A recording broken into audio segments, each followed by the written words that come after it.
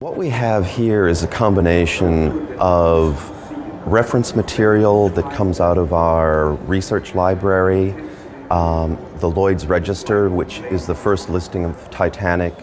We have material from the Titanic Society, reproduction material of some of the postcards and menus. And we also have the costumes from the Fox studio from the actual film Titanic.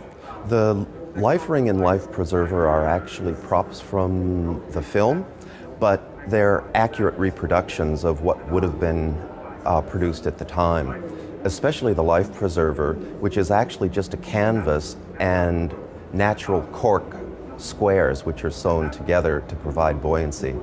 I think it was the way that the disaster shook society and industry at the time, and that was the immediate impact.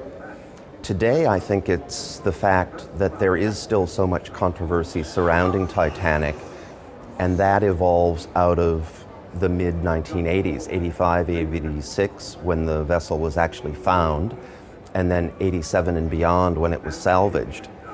And the material that's still in the public eye maintains that fascination with the event.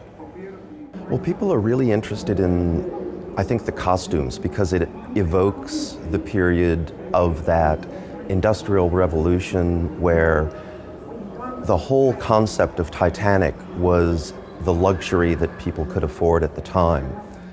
I think probably the largest myth is that the company actually claimed the vessel was unsinkable, and that is an untruth.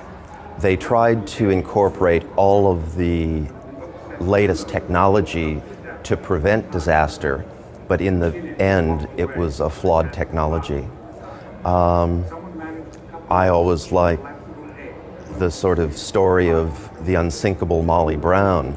Well, she was never called Molly, and that came out of one of the early films, and that's now been just accepted as part of the reality.